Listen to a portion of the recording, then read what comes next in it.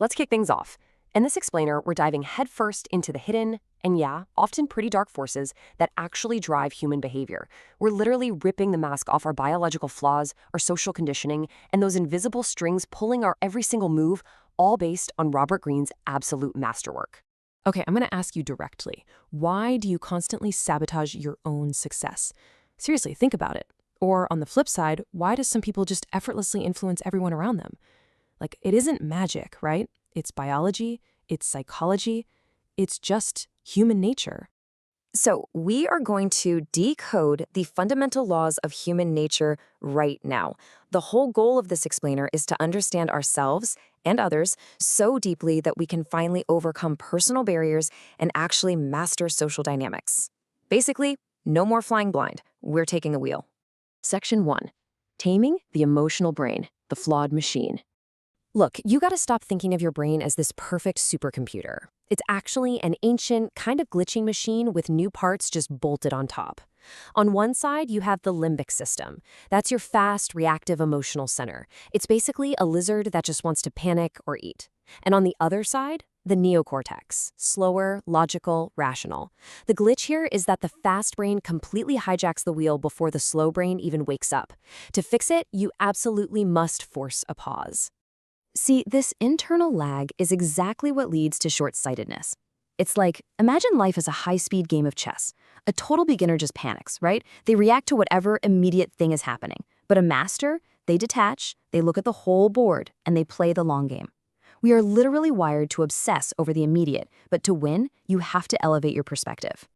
Moving right along to Section 2, Egos and Social Masks, the social battlefield. All right, out in the real world, we are constantly navigating egos. And hey, we all have narcissistic tendencies, but you really gotta ask yourself, where do you fall on this spectrum? The deep narcissist desperately craves validation just to mask their own insecurity and rage. But the healthy narcissist, they enjoy attention, sure, but they balance it out with profound empathy. The fix for us? Put down the phone, turn your attention outward, and actually practice active, deep listening. It's a total game changer. 'Cause the hard truth? Everyone is faking it. Seriously, from those highly polished Instagram feeds to workplace personas, we all role-play just to fit in, project success, or, protect our vulnerabilities. But deception is always hiding right there in the mask.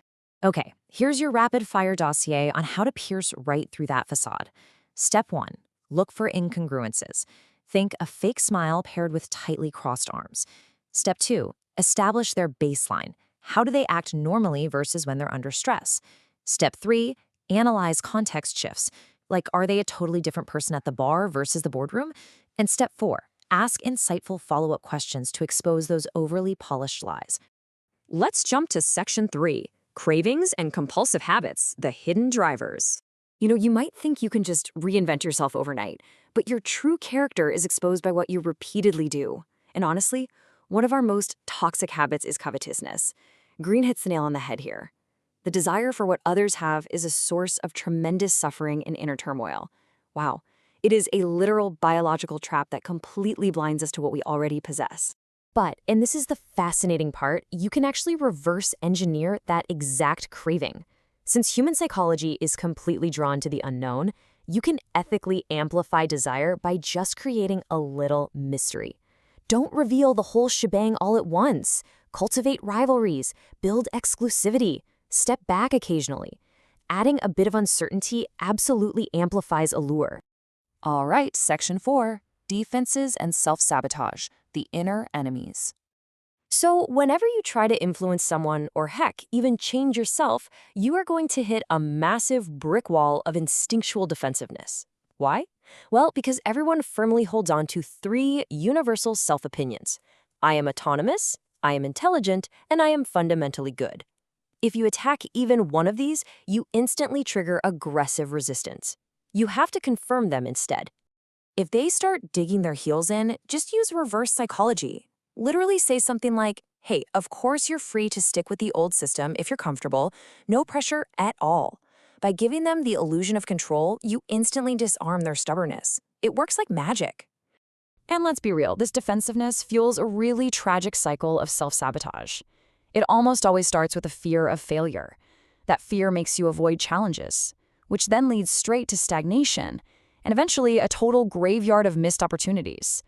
Your biggest obstacle isn't out there, it's your own attitude. Think of this like a character select screen of toxic mindsets. Which one are you? Are you hostile, just seeing threats everywhere? Are you anxious, micromanaging everything for control? Avoidant, depressive, or maybe resentful, holding on to all those old grudges? To break the cycle, you must consciously, actively force a shift toward a resilient, positive mindset. Now for Section 5, integrating your dark side, the final boss. Okay, we have officially reached the final boss of human nature, the law of repression. This means we have to look at the part of ourselves we desperately pretend doesn't exist, the shadow. It is the repository for all your hidden, unsettling, darker impulses. And if you keep ignoring it, I promise you it will unconsciously sabotage your life from behind the scenes. So, how do you spot a boiling shadow? Well, watch out for contradictory behavior or sudden explosive emotional outbursts. Someone vehemently denying a secret vice is a huge red flag. Same goes for over-idealizing morals, accidental reveals when under stress, or projecting their own personal flaws right onto you.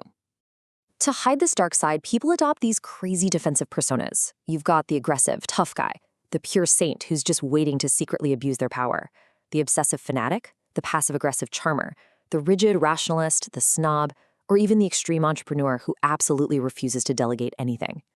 Now, read this one carefully. You cannot control what you refuse to recognize. Wow. Repressing your dark side pretty much guarantees mental turmoil and destructive behavior. So the solution isn't to just push it down deeper. The solution is integration.